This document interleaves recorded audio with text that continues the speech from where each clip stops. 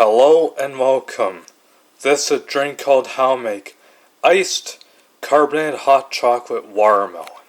First thing you gotta do is you put the ice cubes into this mug from this mini metal bowl, and then you pour in the hot chocolate mix from this container into this mug, and then you go to the refrigerator, and then you fill the water like halfway into this mug, and last but not least, you fill the sparkling water watermelon into this mug halfway.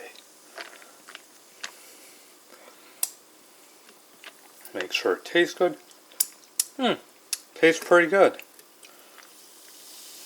And there you go, folks. Here is your iced carbonated hot chocolate watermelon.